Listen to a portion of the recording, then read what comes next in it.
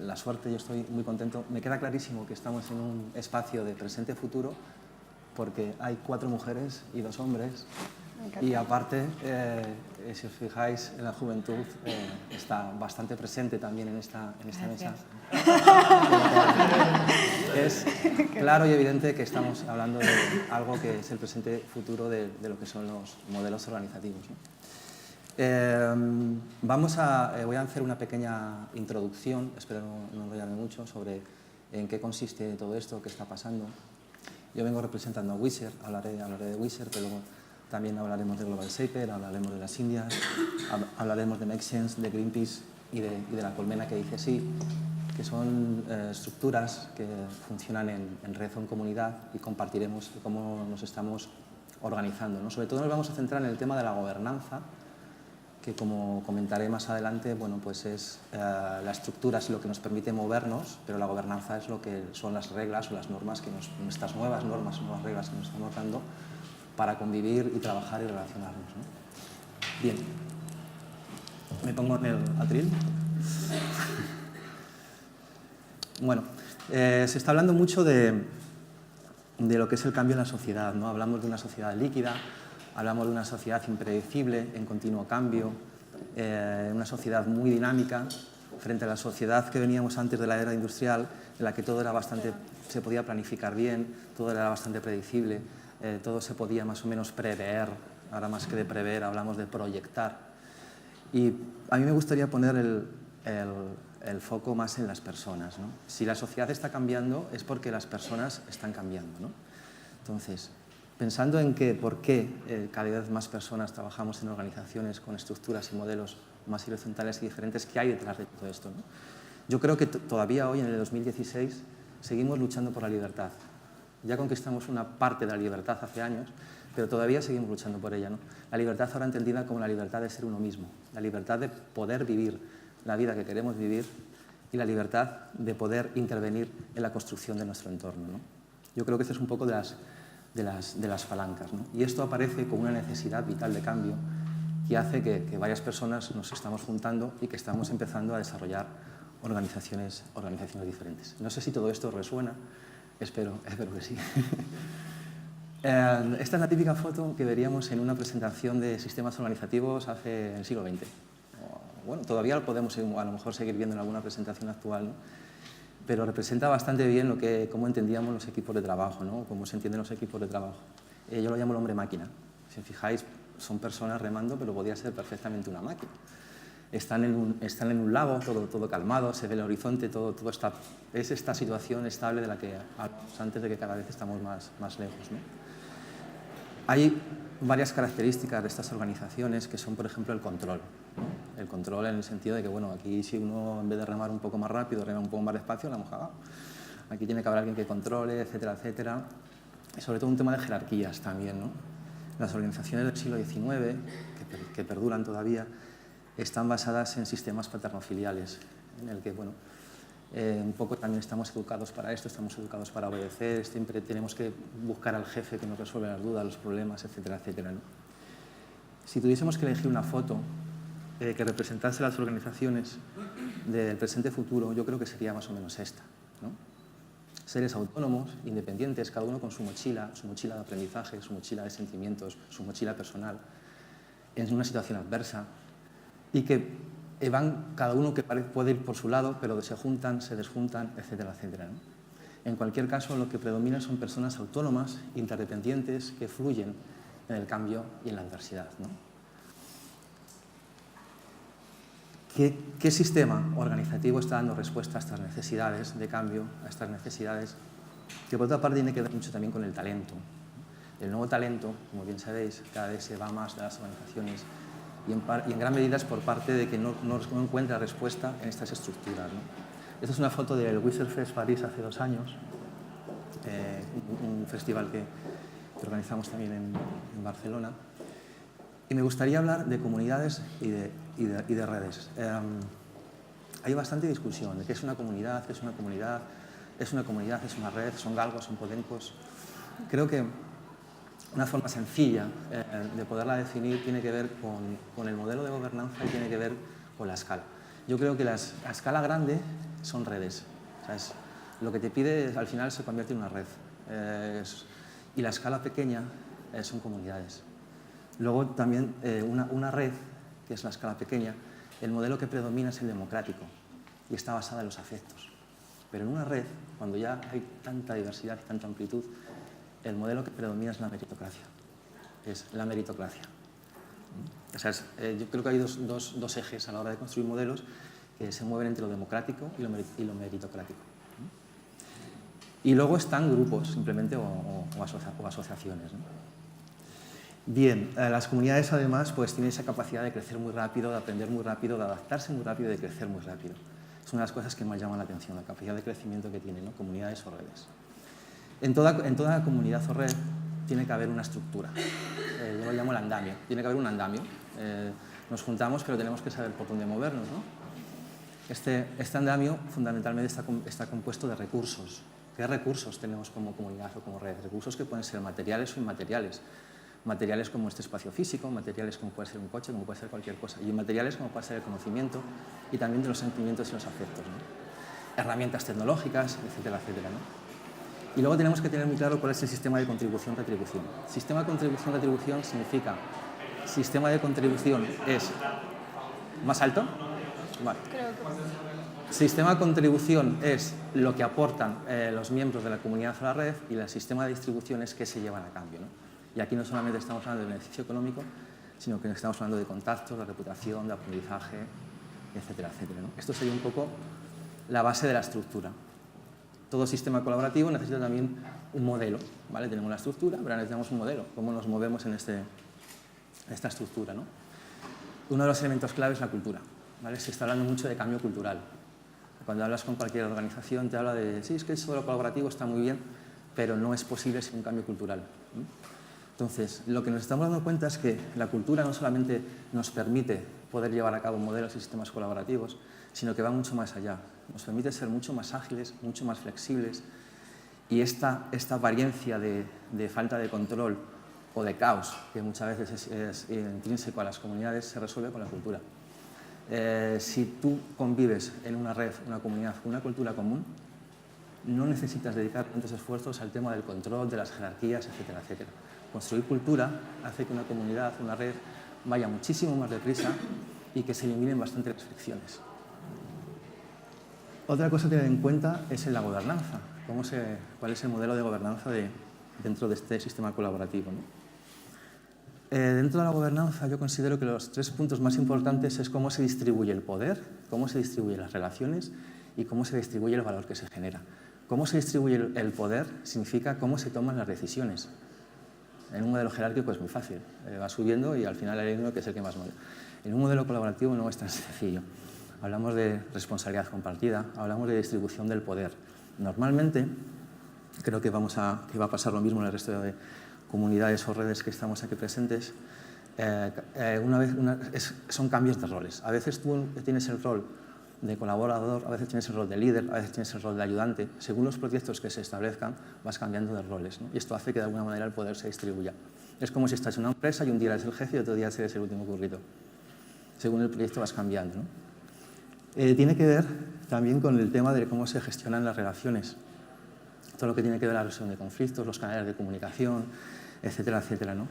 Y tiene que ver también cómo es un modelo que tiene que indicar bien claro cómo se redistribuye el valor.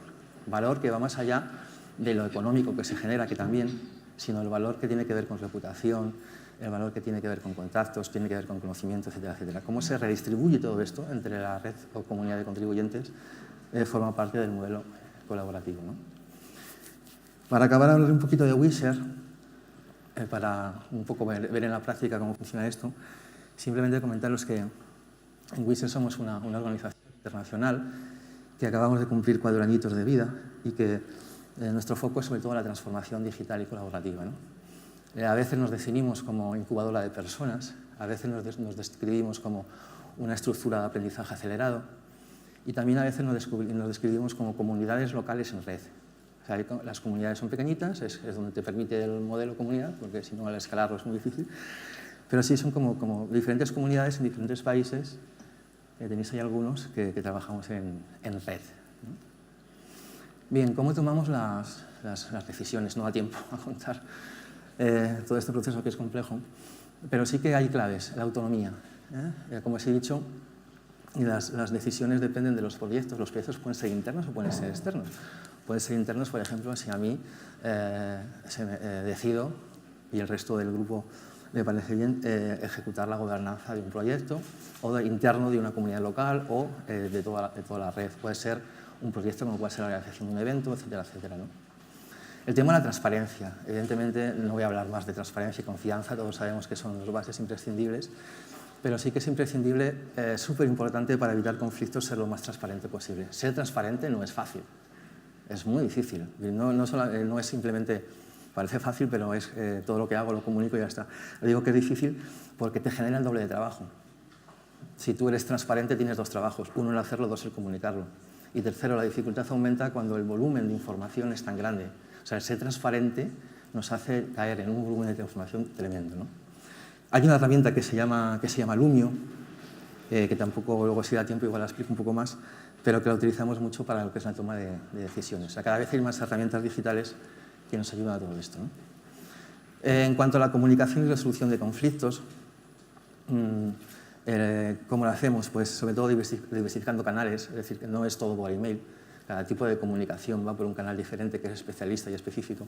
Estamos utilizando mucho últimamente Slack, por ejemplo. Y luego la resolución de conflictos lo quería también remarcar, porque hay un mito, que es el que en las comunidades y en las redes todo es buen rollo y todos vamos juntos de la mano hacia el horizonte. No, no es así. Hay también conflictos y hay también roces y tensiones. Y hay que tener también una manera de poderlos resolver que tiene que ver mucho con los afectos y tiene que ver mucho con modelos de estructura claros y modelos de gobernanza claros. Porque, bueno, normalmente a veces caemos en el caos, un caos que no es que sea malo, pero que hay que tener unas normas claras, ¿no? Hablamos mucho de comunicación violenta, no da tiempo, si a alguien le interesa que lo investigue por su cuenta, pero estamos acostumbrados y educados para comunicarnos de forma violenta. Muchas veces los problemas que tenemos en los conflictos son de comunicación. Yo diría que el 90% son problemas de estructura y modelo y de comunicación. No son problemas personales, pero tendemos a pensar que son problemas personales. No lo son, son problemas laborales. ¿Cómo distribuimos el valor? El valor es conocimiento, reputación o las oportunidades que se generan, es otra de las claves. Muchas oportunidades se generan en la comunidad. ¿Cómo se reparten estas oportunidades? ¿Cómo decides qué oportunidad va por una persona, para otra, etcétera, etcétera? Y luego todo el tema del dinero, ¿no? Con el tema del dinero, que es súper interesante y es una de las cosas que genera más conflicto, aunque sea una red o una comunidad, hay una herramienta también hecha para Inspiral que se llama Cobudget, que también estamos utilizando ya para lo que es la redistribución del dinero. Explicándolo así muy brevemente, es como si fuese un crowdfunding de toda la comunidad. Cada proyecto que hagas, cada ingreso que hagas en que la comunidad que ha influido en conseguir ese trabajo, ese dinero, un porcentaje va a la comunidad, ¿vale? Ese porcentaje, ¿cómo se distribuye? Se distribuye a través del Cobudget. El Cobudget es que se asignan presupuestos, que pueden ser a personas o proyectos, y cada miembro de la comunidad, en función de lo que ha aportado, el sistema meritocrático, decide cómo se reparte este dinero. Estamos empezándolo ya a hacer a nivel global y a nivel nacional, y la verdad es que bueno, los resultados por ahora están siendo muy interesantes. Está en fase beta todavía la herramienta, pero creemos que puede ser una buena solución. Y ya para acabar, me gustaría destacar uno de los valores, que es de los 10 valores que tenemos en Wizard, que es el play. También otra de las características de las comunidades es esto, el pasándolo bien. Entonces en Wizard decimos que nunca aceptaría ningún trabajo en el que no me lo pasaría bien. Creo que tendremos que esta nueva generación, este nuevo talento, no está dispuesto a aburrirse y a estar serio todo el rato en el trabajo. Y que ser eficiente y hacer las cosas bien no significa estar siempre serio, ¿no? Play también en el sentido de experimentar. Yo creo que la mejor manera de aprender esto es experimentarlo, probarlo, sumarte a lo que ya existe o crear cosas nuevas. Y bueno, sobre todo os invito que el mejor aprendizaje es la experimentación y que os suméis a todo esto. Bueno.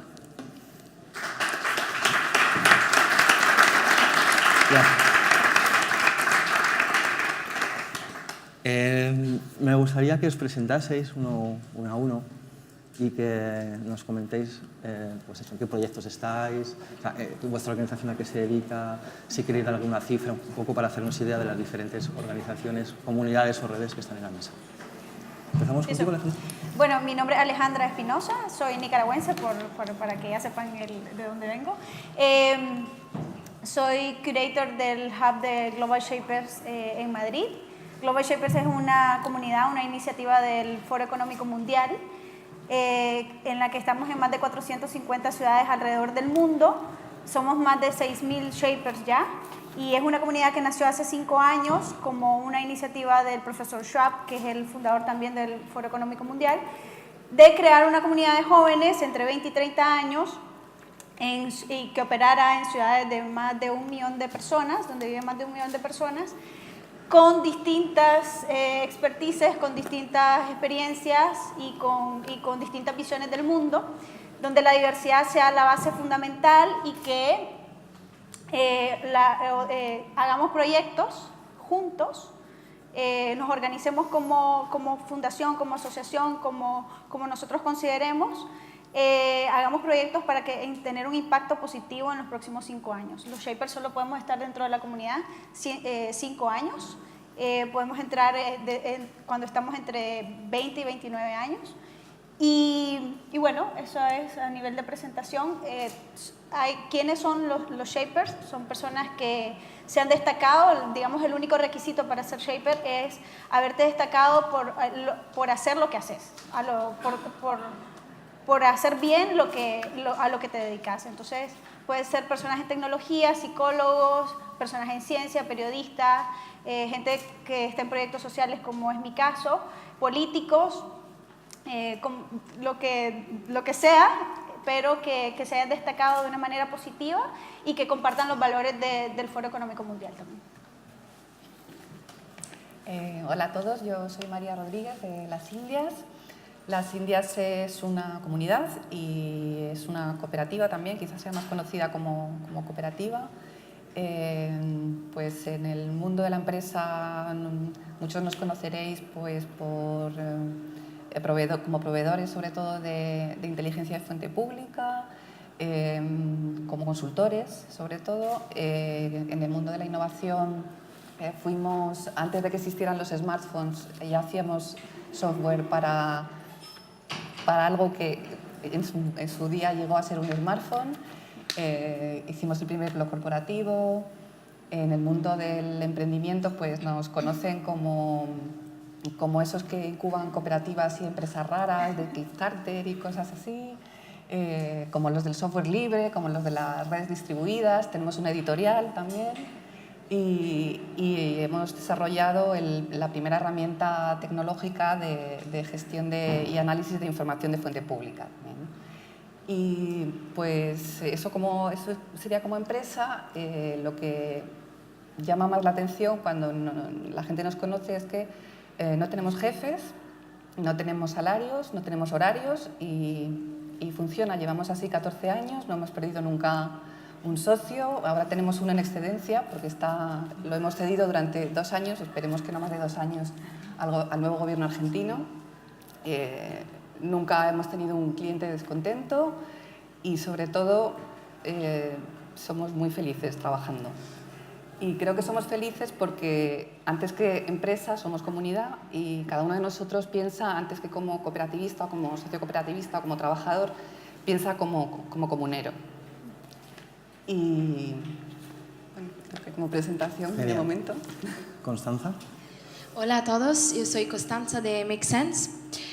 Make Sense es una comunidad que nació en el 2011 en Francia de un chico que se llama Christian Manisset, que durante un viaje que ha hecho en Asia ha visto una particular necesidad de parte de los emprendedores sociales, entonces emprendedores que se dedican a un proyecto con impacto social, una necesidad por falta de conocimiento, de recursos, de un particular apoyo más allá de las organizaciones existentes, y por eso ha creado una comunidad y unas herramientas para empoderar voluntarios a ayudar a emprendedores sociales. Son diferentes talleres y formatos de eventos, en particular un taller que nosotros llamamos Hold Up, que sirve para resolver un reto específico que un emprendedor está enfrentando. Entonces ha empezado en París y ha replicado el mismo formato creando comunidades locales en 150 ciudades, involucrando unos 20.000 voluntarios en todo el mundo. Nosotros somos una organización muy abierta, no tenemos jefes tampoco, o sea, en cada comunidad normalmente sí hay un líder, porque siempre hay una persona que al final se involucra más o que va coordinando, pero intentamos ser todos protagonistas y todos aportar de la misma manera. Y bueno, y después Make Sense en París ha desarrollado también algunas líneas de negocios para autosostenerse económicamente, y entonces ahí también se ha formado un board donde, aparte de los fundadores y de las diferentes líneas de negocios de la comunidad por sí, participamos algunos voluntarios para estar involucrados en las decisiones de la red, ¿no? Y pues eso es un poco... Bien. Raquel, ¿nos cuentas? Hola, yo soy Raquel, trabajo en el International Volunteer Lab, es una unidad de apoyo a las diferentes oficinas de Greenpeace. Bueno, Greenpeace es una organización medioambiental, pacifista, y bueno, llevamos 40 años trabajando. Sí tenemos jefes, pero es verdad que ahora, desde hace 5 o 6 años, desde la cumbre climática de Copenhague, donde sí que se vio que necesitábamos hacer un cambio grande como organización y adaptarnos, porque bueno, estamos ganando pequeñas batallas, pero digamos que, por utilizar un término bélico, la guerra del medio ambiente y del cambio climático pues la estamos perdiendo, ¿no? Ahí la organización empezó a hacer un cambio que llamamos un nuevo sistema operativo y una descentralización de las diferentes oficinas, y bueno, ahora estamos inmersos en todo ese proyecto con lo que llamamos los 7 cambios. Tenemos 7 cambios que hemos establecido en la organización para adaptarnos a nuevos modelos, a una descentralización, y también pues todo lo que contempla el people power, que contemplamos, que es dar más poder a la gente, hacer más movilización ciudadana y hacer una estructura dentro de lo que somos una organización, bueno, pues grande y con jerarquía, hacer lo más horizontal posible. Llevamos ahora mismo un año haciendo un proceso de big listening, de gran escucha a toda la organización. Hemos escuchado a socios, gente externa, etcétera, para trazar las líneas de los próximos 10 años. Y bueno, pues, Raquel, ¿de dónde viene esta necesidad de cambios? Vosotros estáis en un esta periodo necesidad de cambio, bueno, viene de muchos factores, pero podríamos decir que el factor que hace que cambie todo es la cumbre climática de Copenhague del 2009. Ahí, bueno, pues hubo un crash, digamos, porque realmente no hubo un acuerdo climático, que todas las organizaciones ecologistas lo esperábamos, y ahí la organización Greenpeace contempló que realmente estábamos haciendo algo que bueno, pues no estaba adaptado a la sociedad, y realmente necesitábamos dar mucho más poder a la gente, mucho más poder a los voluntarios de la organización, etc. Y ahí hubo un cambio también de la dirección de Greenpeace, entendiendo a eso, a que pudiésemos dar más cabida. Ahora mismo somos más de 35.000 voluntarios, hemos crecido un 46% respecto al año pasado, y bueno, estamos en esa tendencia. Marc, ¿de dónde vienes? Vengo de Francia. Bueno, hola a todos.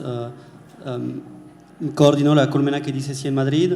La idea del proyecto es apoyar a los pequeños productores, tener una alternativa más de venta directa para ellos, y al mismo tiempo dar acceso a todo el mundo a estos ricos productos que tenemos ahí tan cerca, pero que la industria de la alimentación no nos propone.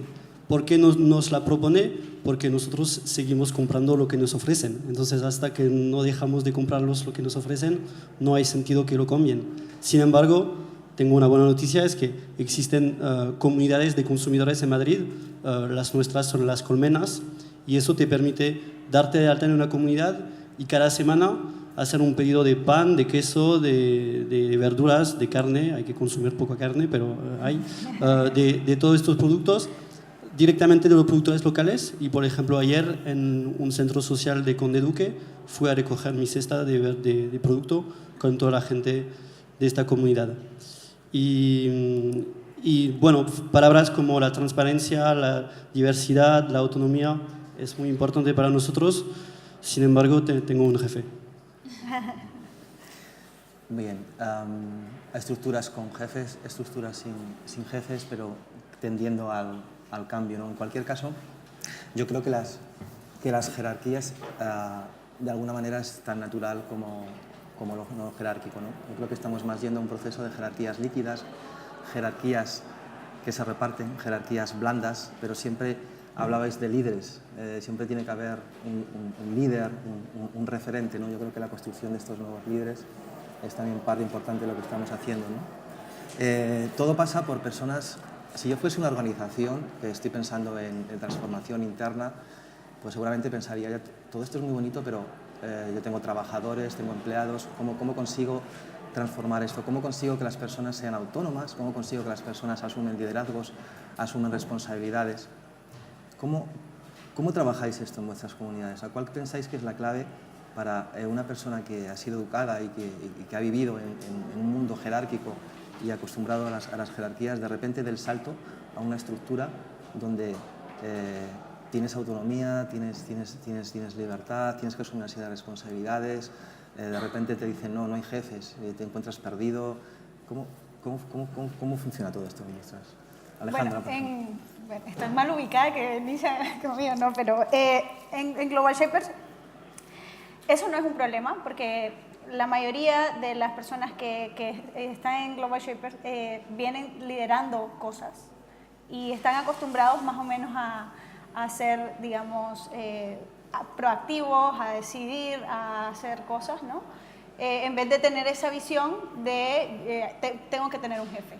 Lo que sí se vuelve un reto enorme para todos es lo que decías antes, de hacer el asistente, la persona que apoye. Eso sí es un reto dentro de nosotros, porque tenemos una visión tan distinta del mundo, con gente, porque no tenemos, nuestro objetivo es estar juntos para hacer proyectos para mejorar Madrid, pero no tenemos una visión o un propósito como el hecho del consumo, digamos, sostenible o apoyar a los emprendedores sociales. O sea, no hay ese valor. Es muy amplio para nosotros, o sea, es cualquier impacto positivo social. Entonces lo que hemos decidido es tener ejes de trabajo. Tenemos particularmente en Madrid tenemos 3 ejes. Algo que olvidé decir es que los hubs, aunque existen 454 en todo el mundo, tienen autonomía, y nosotros realmente hacemos un reporte mensual al Foro Económico Mundial, pero nosotros estamos constituidos en Madrid como una asociación Global Shapers Madrid. O sea, tenemos nuestra autonomía, nuestros propios estatutos, nuestras propias formas de tomar decisiones y nuestras propias prioridades, ¿no? Entonces, porque cada ciudad es tan distinta, tiene tantas problemáticas diferentes, que los de Katmandú, por ejemplo, están haciendo ahora la reconstrucción después del terremoto. Nosotros estamos trabajando por las personas que están ahora mismo en las calles de Madrid, y en algún momento trabajamos con todo este grupo de ninis, y evidenciar que realmente no son ninis, pero sí lo que nos es difícil es ser soporte o apoyo para quien está liderando el proyecto. Eso es un gran reto que tenemos, y es una realidad que pasa en el grupo, y tiene que ver también mucho, no solamente por la intención, sino que es por el tiempo. O sea, al final los Global Shapers unos tienen unas empresas, los otros están trabajando en una investigación científica y pasan horas en el laboratorio. Entonces, realmente es una cuestión de tiempo, que no es tan fácil, digamos, esa idea de complementariedad a la hora de las tareas, ¿no? Bueno, en las Indias tampoco es un problema, y en nuestro caso al menos yo creo que la clave es la distribución total de tareas y sobre todo de responsabilidades, ¿no? Todos tenemos la obligación autoimpuesta de estar al corriente de todo, de saber de todo, aunque solo sean poquitos. Y por ejemplo tenemos proyectos de programación, pues no todos tenemos que saber todos los lenguajes de programación que se utilizan, pero tenemos que tener unas nociones básicas para al menos entender de qué se trata ese trabajo, ¿no? ¿Qué está haciendo la persona que está programando eso, ¿no? Pero sobre todo lo clave es que lo que esté repartido sea la responsabilidad. En nuestro caso, a la hora de, por ejemplo, de repartir tareas, nosotros siempre decimos que en las Indias hay una serie de trabajos por hacer y gente que las hace, punto. Se ponen los trabajos sobre la mesa todas las mañanas y la gente va cogiendo hasta que la mesa está vacía. Y siempre es normal, siempre hay cosas que se le dan mejor a uno que a otro, pero intentamos, y nos cuesta mucho, pero lo hacemos, en que aunque una tarea te cueste mucho, se te dé mal, alguna de la tienes que hacer, porque si no siempre se producen desequilibrios, ¿no? Y siempre acaban unos haciendo más una cosa, otros más haciendo otra, y es lo que intentamos evitar. En una organización que sea tradicional, ¿cómo hacer frente a eso? Decías, en realidad la clave, así más en abstracto, es la propiedad. Es la propiedad la que hace a la gente hacerse responsable hasta el fondo de la evolución del proyecto, de la empresa o de lo que sea, ¿no? Entonces, hombre, en una organización tradicional es complicado porque no vas a poder empezar a partir una empresa en cachitos y repartir, aunque eso estaría muy bien, pero... Sí, normalmente en estas estructuras te empoderas porque sientes que el proyecto o la comunidad es parte de ti, digamos, mientras que en una organización más jerárquica es difícil asumir eso y es más, yo hago lo que me mandan y trabajo por lo que me pagan y punto, ¿no? Pues si una duda, en el caso en el que cuando ponéis los trabajos encima de la mesa, queden trabajos que nadie quiera hacer o que haya trabajos en los que varios queréis hacer, ¿cómo resolvéis esto? Pues si queremos hacerlo varios es muy fácil porque lo hacemos entre los dos y a nosotros nos pasa una cosa muy curiosa, ¿no? Las cosas que no se quieren hacer, normalmente nadie las quiere hacer, ¿no? Es la cosa, ¿no? Que nadie quiere hacerlas. Sí. Y nosotros tenemos una tendencia a coger primero lo que nadie quiere hacer bueno, pues no sé, porque funcionamos así, ¿no? Es como, ay, esto no lo va a querer hacer, venga, yo lo hago, chicos, ¿no? Porque sé que un día voy a estar, no sé, tan cansada o voy a tener un mal día y no voy a poder hacer eso de ninguna manera, entonces preventivamente lo coges, ¿no? No sé, lo haces por los demás. Sentido de responsabilidad también, ¿no? Sabes que esa tarea la tienes que hacer, sabes que esa tarea es necesaria para la realización de un proyecto o para la buena marcha de la comunidad y es más fácil tomar esa responsabilidad, ¿no? Y porque yo creo que en una comunidad, cuando llega a su madurez, tú siempre sientes que los demás hacen más por ti de lo que tú haces por ellos. Y entonces tienes un impulso a compensar eso. Y entonces, pues, quieres ser tú la que friegue más los platos o la que saque las botellas a reciclar o cosas de esas que son un rollo que nadie quiere hacer porque estás cansado a las 8 de la tarde y dices, uy, sacar la botella, no voy a sacarla yo. Porque sientes que estás... Por añadir a lo que decíais del sentimiento de permanencia o de tener parte de la organización, nosotros somos una organización que venimos de una estructura muy, muy establecida y estamos intentando cambiar, ¿no? Y una de las cosas que se está haciendo para hacer eso es, veníamos de un modelo en el que Greenpeace Internacional, que hay una sede en Ámsterdam, establecía las líneas estratégicas de cada una de las campañas, pues cambio climático, bosques, océanos, y eso se recibía por cada una de las oficinas y las oficinas lo implementaban en función de pues, el contexto cultural. Pues aquí en España pues el tema de pescadores pues estaba más en auge pues, que en otros países, ¿no?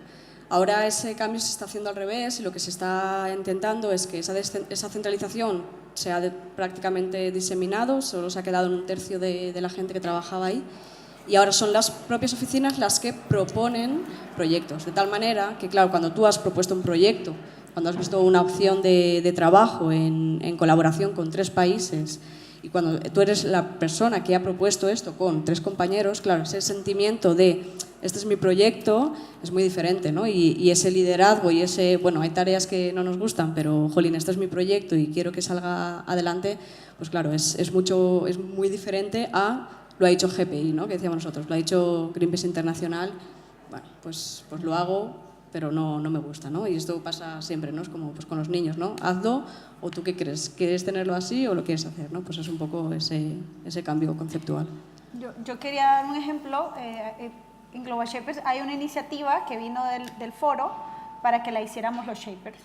Y eso no ha funcionado. Pero las iniciativas que los Shapers hemos hecho entre interhubs, o sea, a nivel global, eso ha funcionado mucho más. Porque es lo que nosotros, por ejemplo, estamos trabajando ahora con el rol de la mujer en espacios de liderazgo como esto, por ejemplo, de que haya muchas más mujeres hablando de lo que se está haciendo a nivel de política, ciencia y tecnología, y eso ha ha sido mucho más aceptado que una iniciativa que tuvo el foro con nosotros, que también lo hemos hecho, pero que la necesidad de ser nosotros los que hacemos es que es nuestro proyecto, ¿no? Es lo que nosotros estamos haciendo y lo que nosotros le estamos dando a la sociedad. Sí, hay un poco como un modelo que se llama la Stigmergy, se puede traducir como Stigmergia, que es el que seguimos un poco en Wizard, y es el modelo basado en las hormigas. Si os fijáis, cuando hay a veces un trozo de comida, hay varios caminitos que han hecho las hormigas y al final solo queda uno, que es por donde van todas las hormigas, ¿no? Esto pasado a modelos es que cualquier persona puede plantear un proyecto y ese proyecto se realizará o no se realizará en función de las hormigas que se sumen al proyecto, de tal manera que de forma natural se seleccionan los proyectos en cuanto a que haya personas que tengan el suficiente interés para hacerlo. Se han dado casos también en el que hay proyectos en el que se decide hacer por parte de una comunidad local y por parte del resto de comunidades no es que se les prohíba, porque no está dentro de nuestros esquemas el prohibir hacer proyectos a nadie, pero sí que se les frena de alguna manera. Y sí ha ocurrido que esa comunidad se ha empoderado y a pesar de que el resto de las comunidades decía que ese proyecto no iba a funcionar, que no había tiempo, que no iba a salir bien, al final se ha hecho, se ha llevado a cabo, con lo cual te demuestra que si realmente hay personas lo suficientemente comprometidas y con ganas de desarrollar proyectos, al final se llevan a cabo, ¿no? Relacionado con esto, para mí es muy interesante. Nosotros estamos viendo este cambio yo lo puedo vivir desde dos perspectivas, ¿no? Una, digamos, la gente que trabajamos en la organización, que somos staff y somos asalariados de Greenpeace, y todo el movimiento del voluntariado.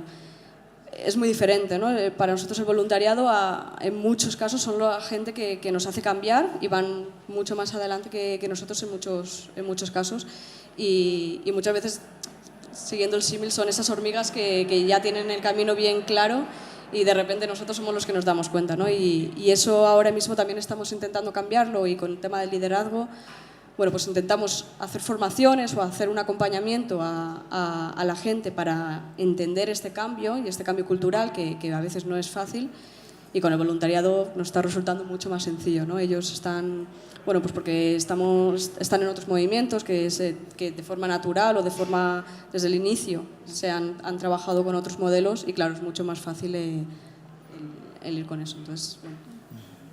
Constanza, ¿qué dices? A ver, Make Sense en ese sentido es bastante diferente porque no hay una estructura, o sea, no hay roles, no hay, o sea, bueno, como te he dicho, no hay jefes, entonces, y la estructura se está un poco definiendo en el tiempo en base a las necesidades. Entonces, en ese momento lo que estamos haciendo es intentar no tener cada uno roles fijos, sino que un poco por proyecto, ¿no? por evento, por iniciativas, ir repartiendo las responsabilidades y los compromisos, sobre todo porque al ser una organización tan abierta y los voluntarios van cambiando también según los temas que le interesan, los emprendedores sociales que quieren ayudar o algunas temáticas sociales, entonces va cambiando todo el tiempo y porque no es fácil igual, porque nosotros todos trabajamos, o sea, yo tengo un trabajo y eso lo hago digamos, en mi tiempo extra laboral, entonces el compromiso va cambiando de parte de cada uno, y entonces lo importante es que haya claridad y transparencia en cada iniciativa, hasta qué punto cada uno puede llegar. Esto que has dicho de las hormiguitas vamos, la definición es casi exactamente igual a la de plurarquía, ¿no? Porque es también el sistema, digamos, el método de decisión que nosotros utilizamos en las Indias como el más deseable, ¿no? No se escoge un camino, se escogen todos. Y bueno, pues unos tendrán más apoyo, otros tendrán menos, pero mientras se pueda hacer todo, se hace todo, ¿no? Si no se puede hacer todo, bueno, pues se decide por consenso y el voto es lo último. O sea, la votación es lo último que se hace, y de hecho nosotros estamos muy orgullosos de poder decir que 14 años nunca hemos tenido que votar nada. Y esperamos seguir así. Pero porque sois pocos también.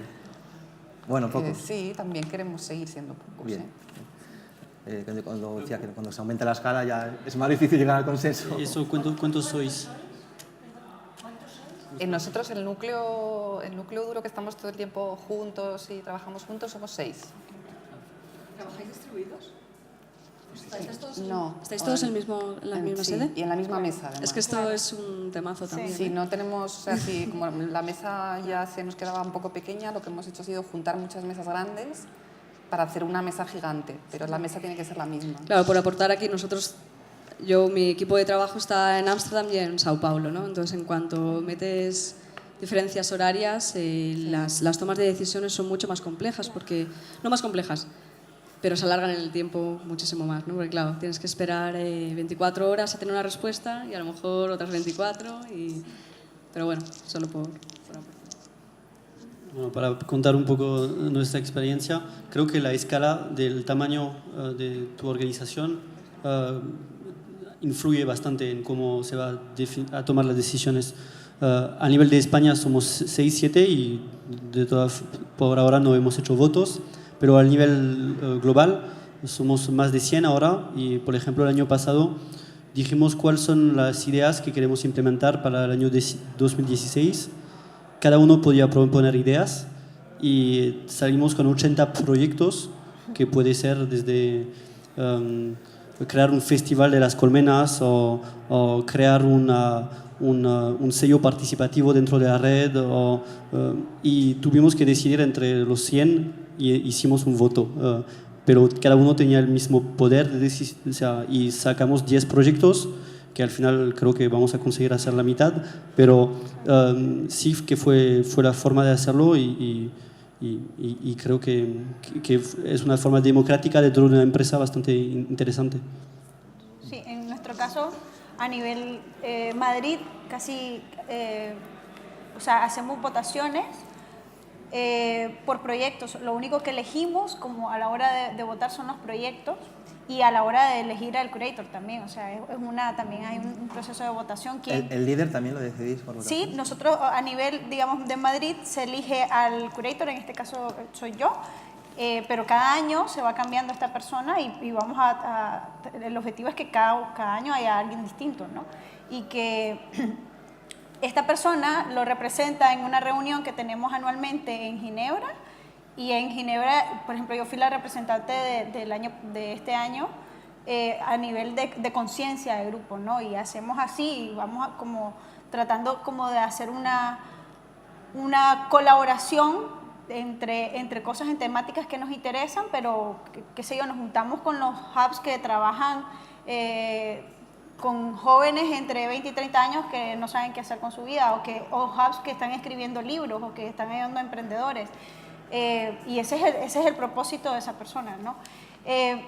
Pero también a nivel hay otras decisiones que se toman por región, porque claro, estamos en todos los continentes y en reuniones de Europa decidimos unas cosas, en Latinoamérica se deciden otro tipo de cosas porque son contextos distintos y lo que decía vos en Wisher, no lo que sirve para un espacio o para un grupo a lo mejor no es válido para otro, entonces ahí tenemos que tener unos mecanismos distintos. Sí, yo creo que uno de los aprendizajes que hemos tenido es ¿no? Que no se trata de llegar a un modelo perfecto y replicarlo, porque hemos aprendido que lo que funciona en un sitio no necesariamente tiene que funcionar en otro.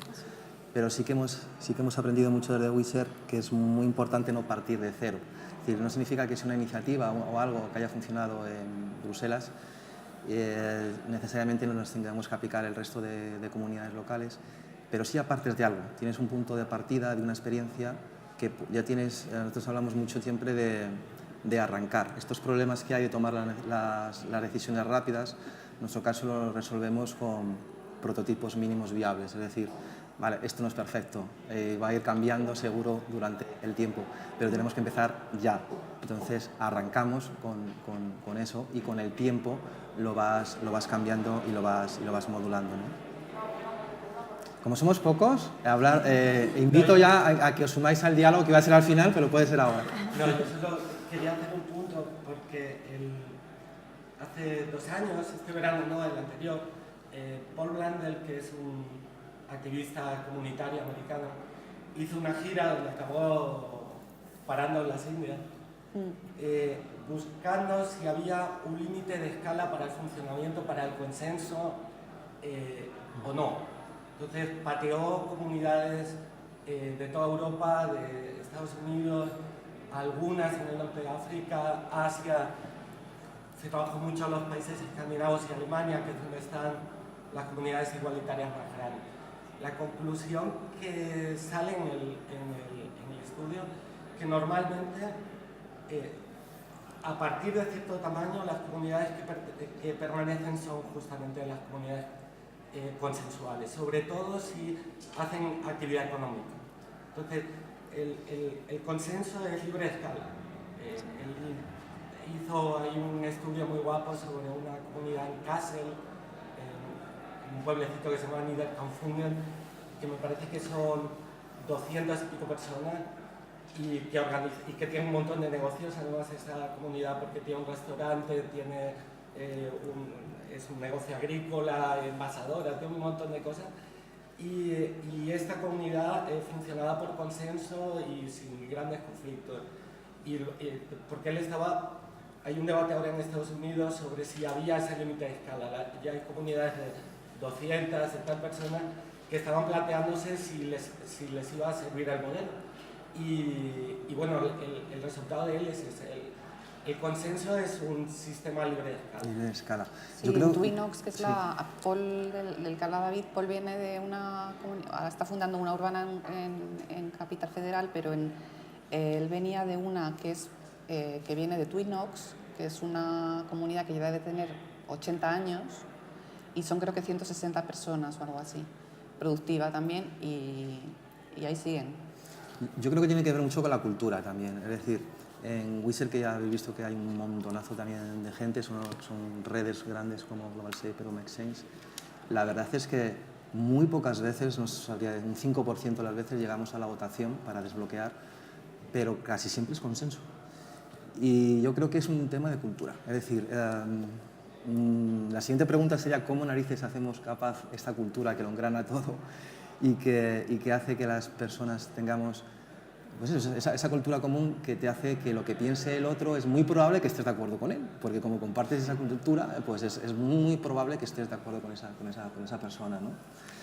Y en ese sentido es donde utilizamos la herramienta Lumio, y sí que tenemos, que es donde se cuelga una propuesta, ¿vale? Esta propuesta se hace en un documento colaborativo normalmente, y el resto de las personas que quieren participar de esto que se propone intervienen en la transformación, digamos, de esta propuesta o de este documento, ¿no?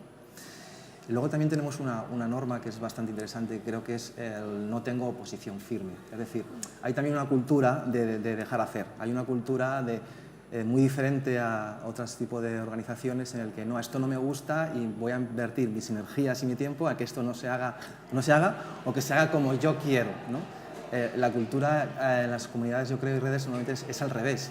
Yo creo que hemos aprendido que hay muchas maneras diferentes de hacer las cosas y que no siempre la que yo pienso que es la mejor tiene que ser la mejor, y mucho menos no tengo que perder mi tiempo y mis energías en convencer al otro de que es la mejor.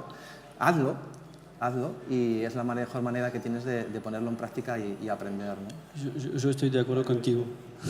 No, ir contigo, que realmente la cultura está bien que estemos de acuerdo y que tenemos un proyecto juntos, pero al final sí que vamos a tener puntos de choque donde no estamos de acuerdo. Y lo de aceptar que una decisión no sea la tuya y ir porque ves que ella está convencida que hay que hacerlo así y aceptarlo y decir esto va a funcionar igual y la voy a apoyar y no me voy a destruir mi propia vida también, a pensármelo durante horas de que, hostia, bueno, no voy a decir malas palabras, pero que realmente a donde voy es que también estas nuevas organizaciones pasan también por un trabajo personal y nada, pasa. No, estoy totalmente de acuerdo, pero por ejemplo a nosotros eso sí que nos está costando mucho, ¿no? Nosotros tenemos un concepto que llamamos 7 cambios y son como se han establecido ahí las líneas hacia donde queremos ir, y uno de ellos es perder el miedo. Y una organización como Greenpeace, que llevamos 40 años trabajando en muchos sitios, estamos, bueno, pues mucha gente nos conoce para lo bueno y para lo malo. Y cuando cometemos errores, todo el mundo habla de ellos, y cuando lo hacemos bien, todo el mundo habla de ellos. Pero hay mucho miedo, ¿no?, dentro de la organización y ese dejar hacer. ¿A qué te refieres con miedo, Raquel? Miedo de mucha gente que lleva mucho tiempo de hacer algo que en otro país se pueda ver mal, que culturalmente se pueda ver mal. Nosotros tenemos campañas internacionales, nosotros trabajamos en el Ártico y te aseguro que, bueno, yo que soy de Valencia, veo el Ártico de una forma absolutamente diferente a un noruego. Pero sin embargo tenemos que hacer campañas internacionales y tenemos que ponernos de acuerdo con una estrategia política, cómo vamos a trabajar con la embajada noruega en España, y eso es muy complicado de poner un punto en común entre un noruego y un español, un mexicano, porque los conceptos son muy diferentes, ¿no? Entonces hay mucho miedo dentro de la organización y se está intentando romper eso, ¿no? Se está intentando romper oye, da igual si nos equivocamos, ¿no?, pero vamos a intentar hacer cosas nuevas. Entonces, para mí, en este debate, una palabra clave sería innovación y creatividad y, desde luego, perder el miedo, ¿no? Bueno, pues vamos a intentar hacer cosas diferentes y, efectivamente, Greenpeace no va a dejar de subirse a las torres Kio, pero vamos a hacer otras cosas también, ¿no? Oye, ¿cómo pensáis que se puede conseguir esta cultura común desde vuestra experiencia, ¿no? Reconocer al otro de esa manera tan fácil y sin darte cuenta estás casi lo mismo pensando que el otro, más allá de que normalmente suele haber un propósito y unos objetivos que son los que te hacen que te unan, pero esa cultura que no está escrita, ¿no? Y luego también creo que uno de los grandes retos es cómo abrazar la diversidad, es decir, cómo tener una cultura común abrazando esa diversidad, que es lo que te hace rico como comunidad y red. Y otro reto que estamos viendo desde Wizard es cómo integrar a esa cultura a la gente que viene nueva. Pues, o sea, como que el aprendizaje de la cultura no es un libro, o sea, no es un manual, no es, mire usted, como suele ser en muchas empresas, el manual de la cultura, ¿no? Esto no sé cómo explicarlo, es vivencia. Entonces la vivencia necesita su tiempo, es vivencia, es experiencia, y eso necesita su tiempo. Entonces, uno de los retos que tenemos es esto, cómo estas personas que se acercan, yo creo que otro clásico de las comunidades de redes es la apertura que tienen a abrazar a quien quiera venir. Y estas personas perdidas, que no tienen esta cultura, que no saben moverse dentro de la estructura, del modelo, ¿cómo conseguir integrarlas? No sé qué experiencia tenéis en todo esto. ¿Cómo crear cultura y cómo integrar a los nuevos en la cultura? Nosotros en cultura trabajamos en dos escalas, a nivel local, o sea, en Madrid, y ahora también lo estamos integrando a los hubs de Barcelona, Bilbao, Madrid y Sevilla, y también a otras comunidades del web.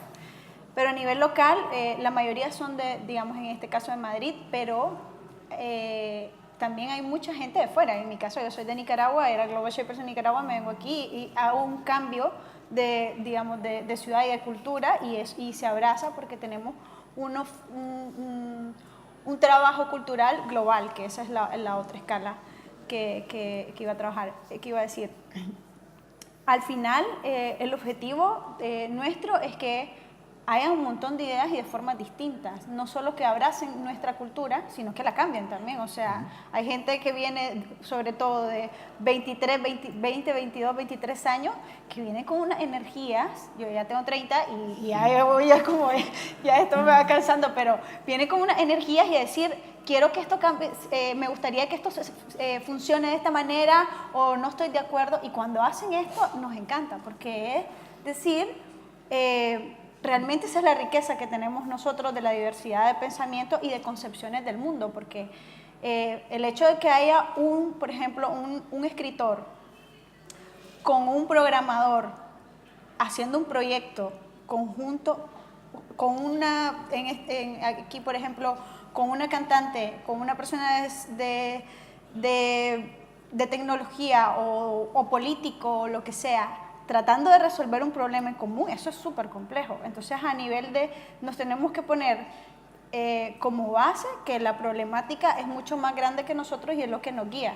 O sea, la problemática social es más importante que mi concepción del mundo y qué puedo hacer yo, qué valor le puedo dar yo a esto, ¿no? una es periodista, entonces escribe sobre el tema. El otro, los desarrolladores son los de la página web, los de la, ya sabes, los que hacen muchos los procesos, los que han hecho bastante los procesos internos. Entonces cada quien dando el valor que puede dar y no solamente que se abrace de estos son nuestros ejes de trabajo, esto no sé qué. Y seguramente, como nosotros vamos a salir en 5 años, la comunidad va a ser distinta en 5 años. Y de hecho, cada año hay gente nueva que se va integrando y que va diciendo, no, realmente a mí me interesa trabajar, por ejemplo, con personas con algún tipo de discapacidad, o los otros deciden trabajar con otra cosa y va a ir cambiando, definitivamente. Yo de todas formas, el tema de la cultura, creo que hay que ponerla encima de la mesa, no sé si escribirla o no, pero sí que creo que no vale esto de, bueno, esto es cultural, ¿no? Bueno, tu cultura y la mía pueden ser diferentes, incluso si somos del mismo pueblo, incluso si hemos nacido en el mismo año, ¿no? Entonces yo creo que hay que ponerla en valor y es una decisión consciente. Por lo menos para nosotros ha sido, ¿no? Para nosotros ha sido una decisión consciente de la organización de que queremos cambiar y que queremos hacer las cosas diferentes. Y por eso hay que ponerles nombre, hay que visibilizarlo. Sobre todo para mí es importante el cómo se hace o cómo se llega ahí, el tener facilitadores de este proceso. Por lo menos en una organización en la que está en tránsito. Igual una organización que nace con otra cultura es diferente, pero en nuestro caso es esencial tener gente que facilitan este proceso, que hacen entender a la gente por qué estamos haciéndolo así y no hacer entender a la gente que, bueno, ahora me piden que rellene este documento y todo el mundo está aquí hablando. No, este documento es compartido por esto y porque queremos escuchar. O sea, ese rol de facilitador es esencial y yo creo que la cultura no es algo volátil, es algo que se tiene que poner encima de la mesa, se tiene que explicar y todo el mundo tiene que compartirla, porque a veces puede ser complejo, ¿no? O pensar que estamos todos en la misma página y no, a lo mejor. Bueno. Sí, yo estoy de acuerdo contigo. De hecho, nosotros en Make Sense tenemos los roles de los community developers que son regionales. Son ellos un poco que dan apoyo, porque ellos trabajan de manera full time en Make Sense y dan apoyo a las comunidades para transmitirle, ¿no?, las metodologías, la cultura y demás. Y de hecho tenemos unos documentos compartidos que todos pueden acceder y ver cómo están funcionando las cosas en otros países. Y por un lado eso, haciendo eventos a nivel regional donde nos juntamos todos, vemos cómo están trabajando los otros capítulos, por así llamarlos. Y bueno, por otro lado, igual yo creo que la gente que se suma a ese tipo de iniciativas más o menos tiene el mismo tipo de mindset. Puede tener una cultura diferente, pero si no tienes el mismo mindset, antes o después se va a bajar del carro, porque igual son trabajos muchas veces voluntarios, por lo menos en mi caso, y si tú no tienes la disponibilidad, la abertura y la flexibilidad de ser parte de un entorno así, no vas a durar mucho. Entonces, creo que por un lado es natural, por otro lado tiene que ser transparente desde arriba la manera de cómo se hacen las cosas. Yo creo que se trata de tener un contexto común para empezar, que viniendo de fuera se consigue con la conversación y un compromiso común. Y eso es lo que tiene que estar claro, un contexto común para que, para empezar, cuando digamos determinadas cosas, las dos partes implicadas en la conversación entiendan lo mismo por una serie de términos o por una serie de conceptos, ¿no? Que hablemos el mismo idioma de alguna manera. Y luego el compromiso tiene que estar claro y tiene que ser compartido, y luego ya vemos cómo hacemos para llegar a donde queremos llegar, ¿no? Pero teniendo claro los básicos. Y yo, una cosa relacionada con lo que decías tú de la gente se va a bajar del carro, es un tema que nosotros ahora estamos intentando también abordar, ¿no? ¿Por qué tenemos que asumir que, por ejemplo, el voluntariado de Greenpeace, bueno, pues tiene una imagen muy clara, ¿no? Bastante homogénea, al menos en España, pues gente entre 20 y 45 años, nivel económico medio alto, con formación académica medio alta y con tiempo libre.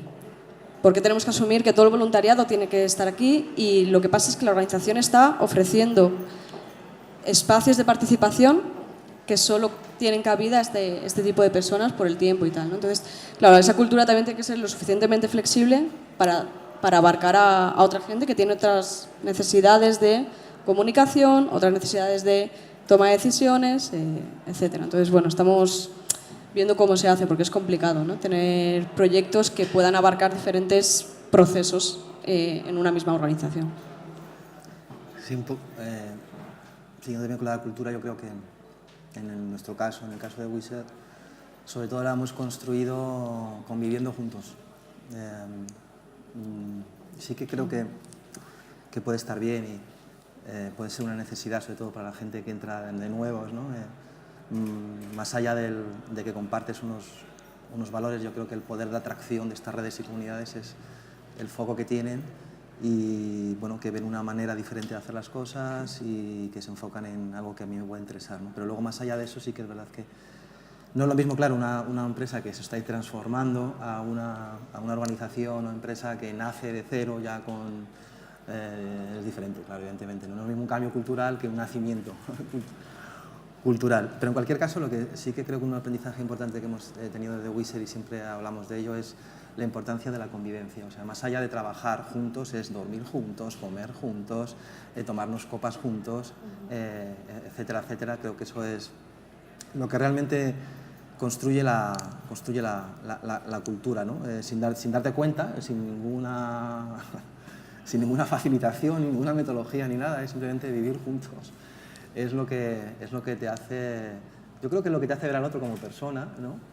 Y de esa manera, pues, no sé, facilita bastante lo que es el entendimiento de todo esto.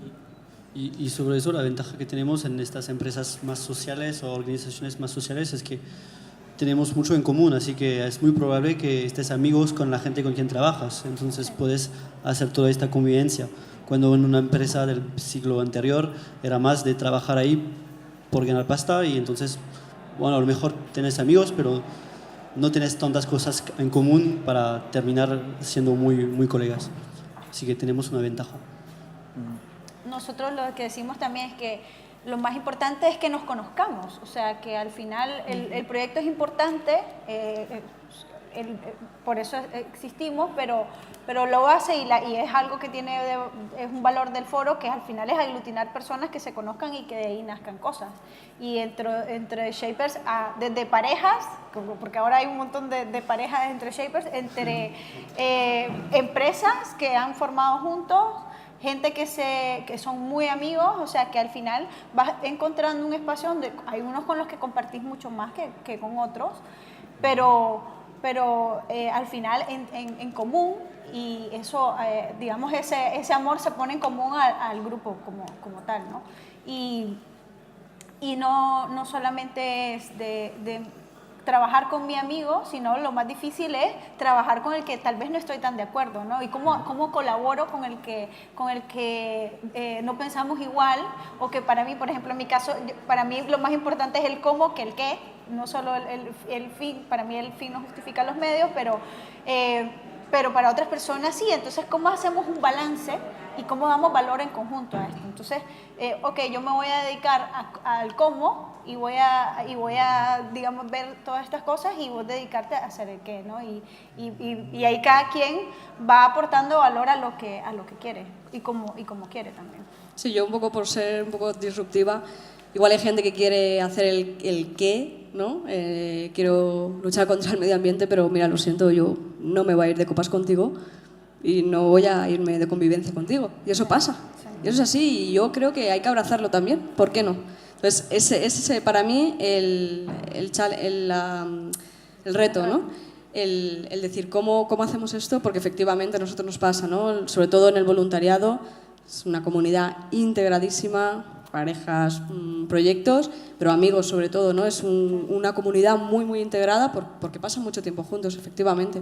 Pero igual hay gente que no quiere pasar ese tiempo juntos, ese tiempo lo quiere dedicar a la familia, pero oye, es igual de válido su aportación por la lucha contra el cambio climático. Entonces, ese es para mí el reto, cómo generar una comunidad sin esa necesidad a lo mejor más de convivencia, sino generando realmente una cultura de comunidad. A ver cómo se hace, ¿no? Aceptando a todo el mundo, ¿no? Sí. Los que quieren. Sí, yo creo que un poco la clave está en esto, ¿no? ¿Cómo se hace? Pues aceptando a todo el mundo significa que todo el mundo tenga la posibilidad de participar en aquello que le pueda, que le pueda interesar, ¿no? Y luego lo que es la... Nosotros lo que hemos visto también es que hemos un poco mojado el proceso inverso. Primero nos hemos conocido como personas y luego hemos trabajado juntos. Normalmente es al revés. Primero trabajas juntos y luego te conoces como persona, ¿no? Aquí ha sido un proceso inverso, pero evidentemente también cuando hacemos estos encuentros o estas convivencias, no todo el mundo se lleva perfectamente bien con todo el mundo, hay grupos, hay tal, pero sí que yo creo que te ayuda a abrazar la diversidad.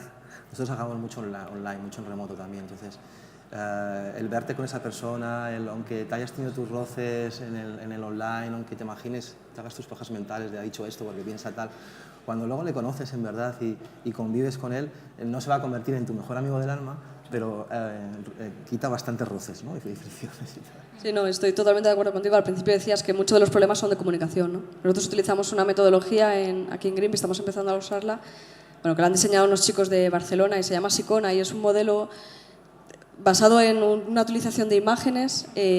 Haces un proceso con los equipos para compartir cosas más personales, pero que al final lima y limpia esa comunicación entre la gente, ¿no? Que para mí es la clave de una comunidad. La cultura, etcétera, es la comunicación. Hablamos de transparencia. Transparencia no es poner un documento abierto. Transparencia es comunicación. Transparencia es comunicación y no solo poner un documento, es saber que ese documento es entendido y leído por todos, porque si no es transparencia. Si la gente no lo ha leído, por las razones que sean, no es transparencia desde mi punto de vista, ¿no? Sicona.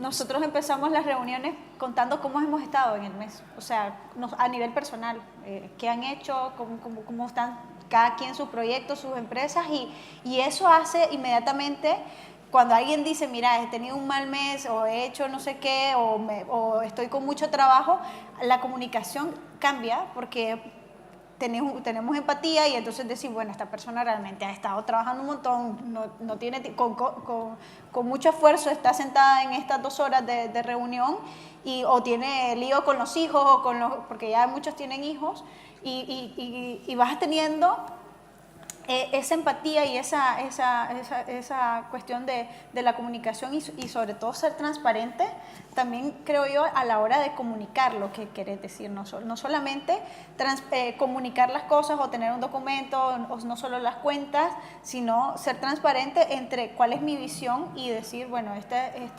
tener posiciones también que es súper válido, pero que lo prioritario es que no pase por encima de la posición de la otra persona, ¿no? No sé si tenéis alguna pregunta o algo que queráis aportar. Si no, me gustaría también... ¿Sí? No, yo quería preguntarte precisamente qué metodologías estabais usando para esa transformación que estáis haciendo y si teniendo en cuenta las dimensiones y la antigüedad de la empresa, estáis encontrando mucha resistencia al cambio o la gente lo está abrazando mayoritariamente con buen humor y buena disposición. Que me hablaras un poco de eso. Vale, un poco de todo, ¿no? Hay gente que abraza el cambio muy bien y hay gente que abraza el cambio, bueno, pues menos bien. Las metodologías que estamos utilizando, sobre todo, estamos intentando hacer procesos en los que todo el mundo entienda que su voz está siendo recogida de alguna manera. Como primer cambio, ¿no? Como entender que estos cambios que se están haciendo, que a la gente le está costando a nivel de procesos, de cambiar las formas de cómo se hacían, etcétera, también tienen, digamos, esa reinversión en sí, en ellos, que es, vale, pero estoy siendo escuchado, entonces me merece la pena cambiar todos estos procesos, que hay mucha burocracia dentro de la organización, porque también me están escuchando. Entonces, uno de los procesos que se está haciendo es el Big Listening, que bueno, han sido 6 meses de talleres en todo el mundo a diferentes escalas y ha habido un grupo, hemos intentado que sea lo más diverso, cultural, por edad, etcétera, que ha hecho como una extracción de esa información y hacer los 10 años. Otras metodologías, en España estamos trabajando con esta gente del Instituto de Comunicación de Barcelona con esta metodología. Es muy pionera, ellos la han diseñado y hemos hecho algún proyecto con ellos. Otras metodologías son de facilitación, puramente.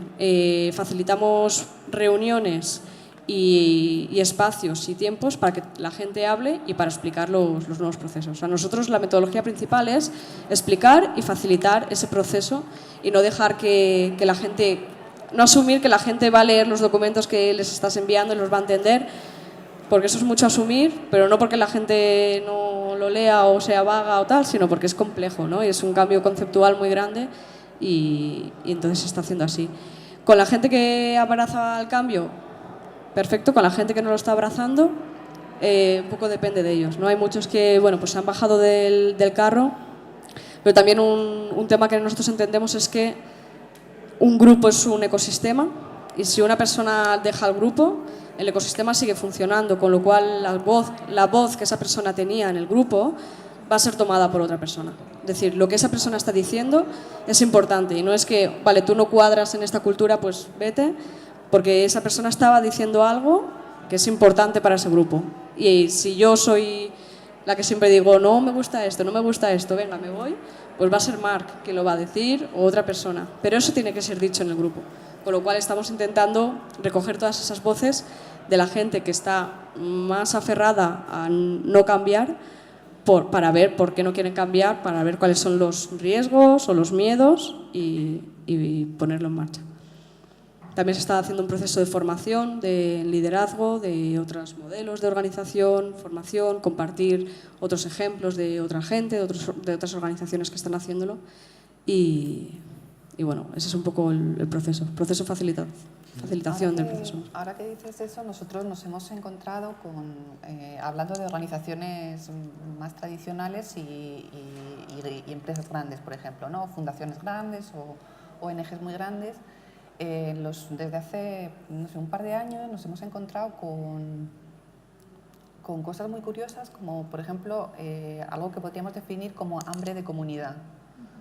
O sea, empiezas a notar que en ámbitos muy diferentes la gente empieza empieza a darse cuenta de que le falta eso, ¿no? La comunidad es una cosa que llevamos en los genes.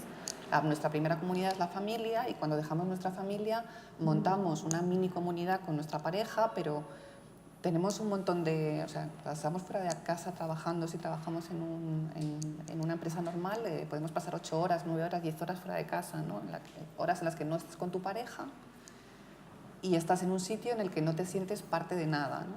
Entonces, por un lado hemos notado eso, hemos notado hambre de comunidad y también hemos notado una especie de crisis espiritual general en la gran empresa por parte de los trabajadores, pero de cuadros medios también, incluso de directivos, ¿no? La gente está desmotivada y te lo dicen en las empresas, ¿no? Que empiezan a considerarlo un problema serio porque se dan cuenta de que las empresas son menos productivas simplemente porque la gente que está allí trabajando no es feliz, no están a gusto. Y no están a gusto yo creo que porque se ha perdido la capacidad por parte de esas empresas de hacer sentir a la gente que está ahí que aporta algo. La gente necesita, aparte de, la gente no tiene, o sea, es un problema de incentivos claramente, pero los incentivos no son siempre o no son solo monetarios.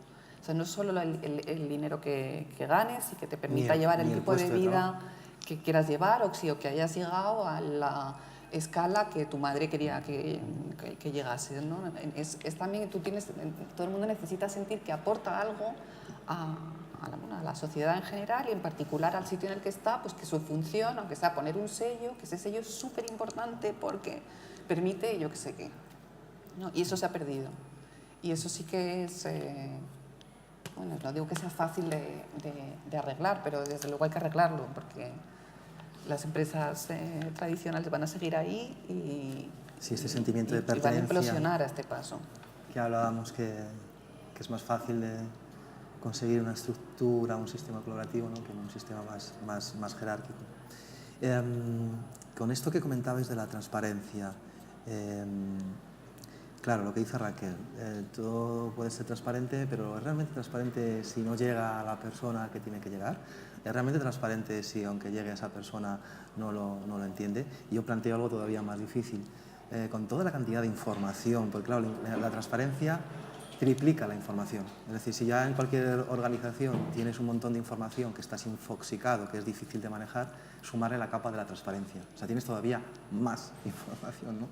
Entonces siempre en Wizard decimos, si yo me dedicase a leer todos los documentos que tienen que ver con transparencia que se producen en la organización, no haría nada más en el día. No podría hacer nada más. Y esto creo que os pasará sobre todo cuando compaginas tu trabajo con el voluntario. Entonces es muy fácil decir, pero esto yo no lo sabía, esto se ha hecho sin comunicar. No, está ahí. Ah, pero yo no sabía que estaba ahí. Es complicado, ¿no? O de repente te encuentras con un tocho así de grande y dices, y otro tocho así de grande y tal, y dices, es imposible, no me puedo leer todo, o sea, no puedo estar al tanto de todo. Entonces, en ese sentido yo creo que una forma que personalmente lo estoy resolviendo es asumir que no tienes por qué saberlo todo, ¿no? Y si hay algo que no te has enterado, en vez de tomar la actitud de esto no lo han comunicado o esto lo han pasado por encima, es decir, bueno, posiblemente esté dicho en algún sitio y para eso está un compañero que le diga, oye, esto dónde está, no sé qué, no sé cuánto está, ¿no? No sé, ¿cómo estáis viviendo este reto? O sea, si he entendido bien, hay un montón de documentación para leer que trata sobre cómo ser transparente. No, de todos los Hay que empezar por de ahí. todas las decisiones que se toman, de todos los avances en los proyectos, de todas las conversaciones que se generan, de todo lo que sucede, a eso me refiero, ¿no? O sea, el cómo poder estar al tanto, porque de repente un compañero dice, no, es que esto se dijo no sé dónde que iba a ser así. O alguien dijo, pero a ver, yo no me enteré. O sea, está como que tenemos esta locura de querer abarcarlo todo, ¿no? Y encima estamos en un entorno digital, o sea, es que ya es más imposible todavía. Y esto genera ansiedad, también, ¿no? Genera como... sí, lo publiqué en Facebook, o lo publiqué en Slack, o no te has leído lo que... No, tío, no me lo he leído, no puedo leérmelo todo. Bueno, yo creo que hay que establecer unos mínimos, ¿no? O sea, tiene que haber cosas que todo el mundo tenga que leer sí o sí, y es la responsabilidad de cada uno hacerlo, y luego es verdad que no puedes ir a nadie diciendo, yo esto no lo sabía, porque es tu obligación leértelo.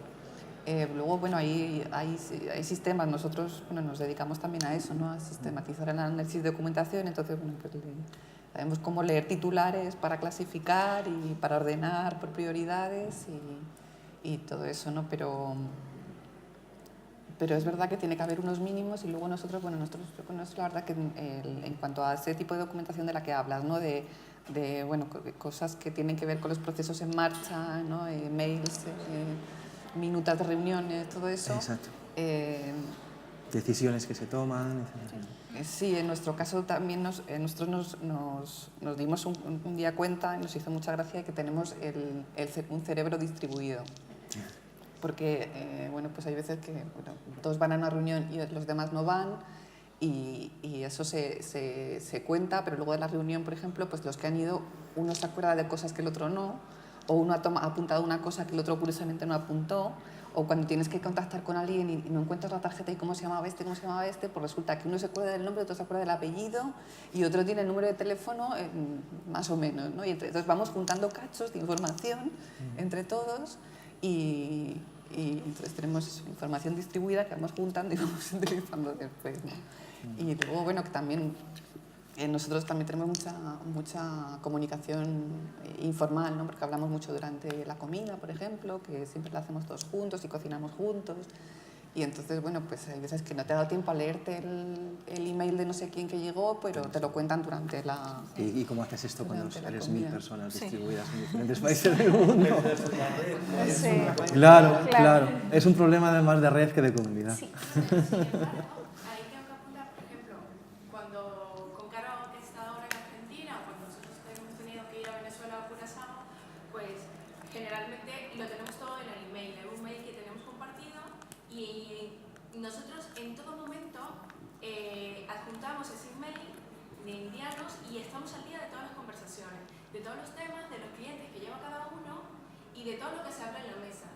Y quizás para costumbre también de esa llamada al teléfono o algo, tenemos la necesidad, por así decirlo, porque ya somos más familia, de volcar lo que nos ha pasado en el día o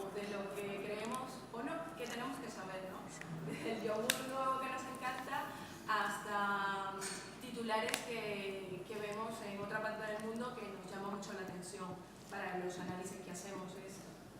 Es un día a día, o sea, la comunicación, por ejemplo, en una comunidad es verdad que estamos presentes porque las herramientas se van dando solas. Se van dando solas por la necesidad que tenemos de eso, de contarnos todo. Por ejemplo, a veces cuando salimos de casa es como, nadie tiene que saber que voy al súper, pero lo dice, ve al súper.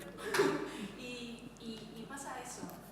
Y pues nosotros, si lo trasladamos al trabajo, pues está ahí en el mail.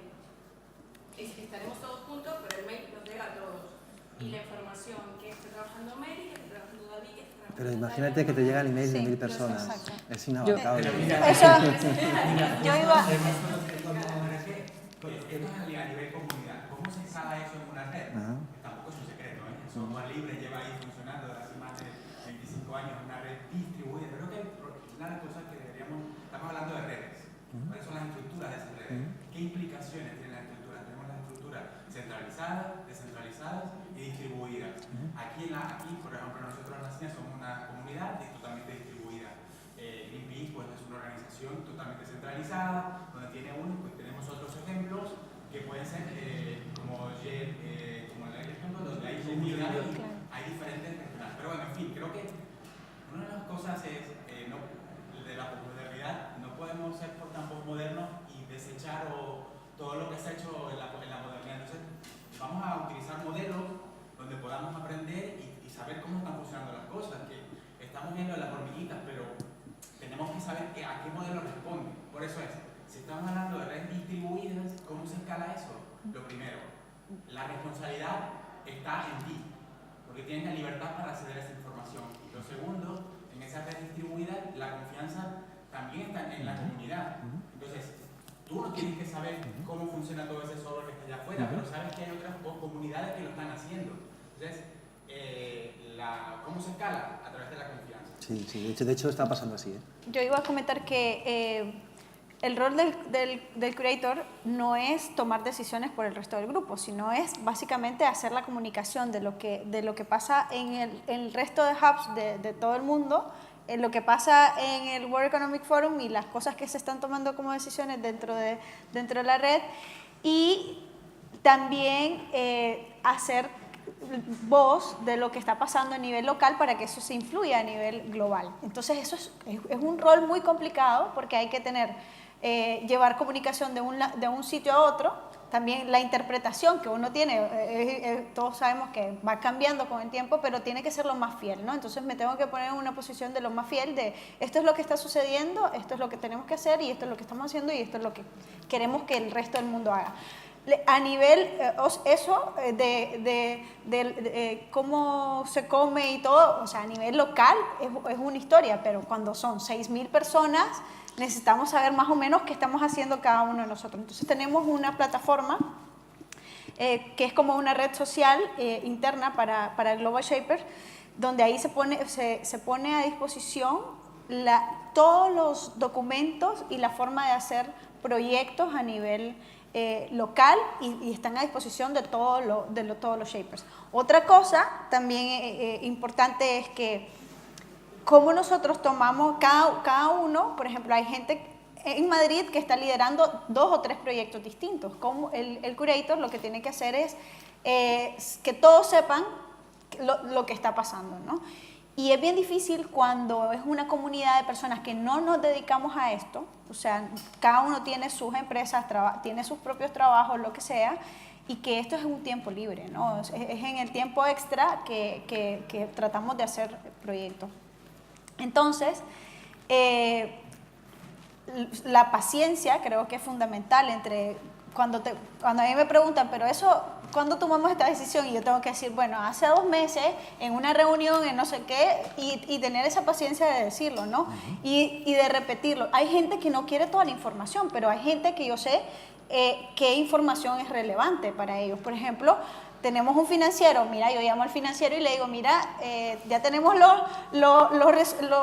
resultado del mes, nos puedes hacer el análisis. Para él es súper importante que las finanzas dentro del hub estén súper bien, entonces se lo mando, hace un análisis y lo comparte, hace digerible toda esa información matemática o numérica que que para que las otras personas sean importantes. Entonces, cualquiera puede comunicar cuánto dinero tenemos en la cuenta y para qué va a ser y más o menos de dónde vienen los fondos. Yo creo que lo importante es establecer una serie de criterios, como decías tú, qué es lo que es mínimo. O sea, estas son las decisiones que se han tomado. Mínimo obligatorio. Estas son las decisiones que se han tomado. Y a partir de aquí, pues quien quiera más, aquí está la información completa, aquí está el acta con toda la conversación que se ha tenido. Un acta, para mí, y es algo que personalmente me molesta mucho, son toma de decisiones. De verdad, si no estuve en la reunión, es complejo entender qué dijiste tú.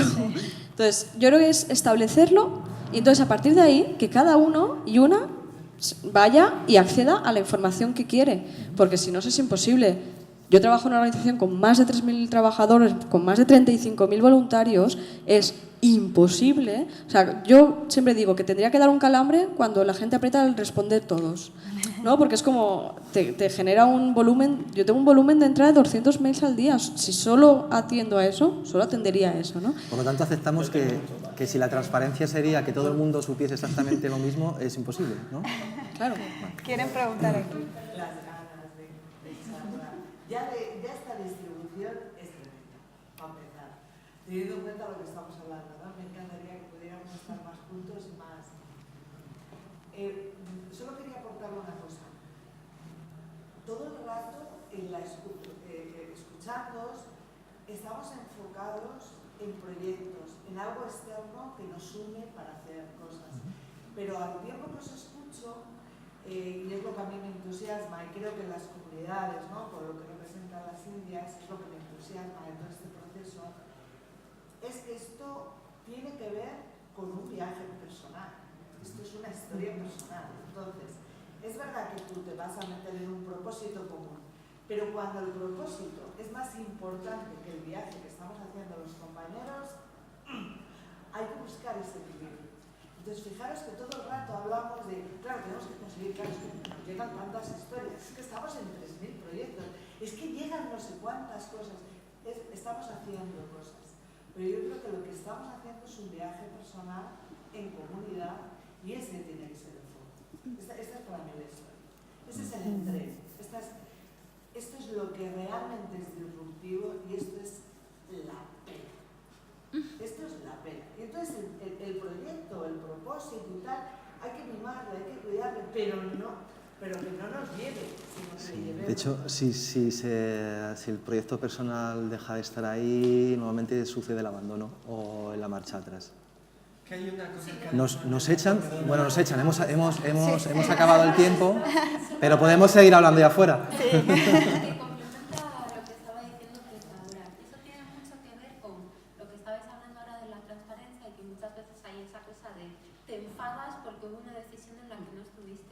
O que no te has enterado, Sí. Pero cuando estamos hablando de trabajas en una comunidad como opera la confianza, como decía Manuel, nosotros por lo menos en las Indias nuestra base es la lógica distribuida, y entonces inmediatamente surge lo más fundamental de todo, que es el principio de indiferencia.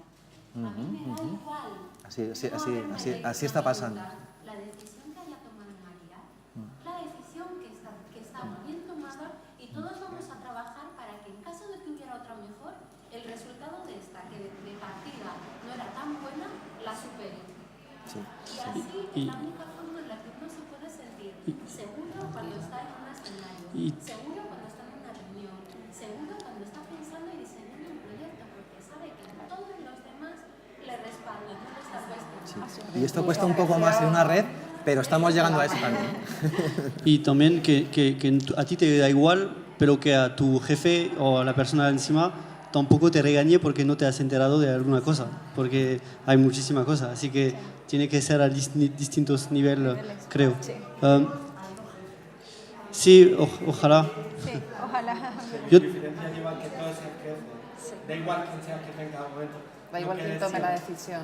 Claro, lo que decías tú, hoy soy el que friega y limpia los baños. Y otro día soy el gran jefe. Soy el que representa a la comunidad frente a un cliente de 1 millón de euros. Sí. Y da igual. Perdona, yo tengo un viaje personal que es sobre la alimentación y hoy es el Food Revolution Day.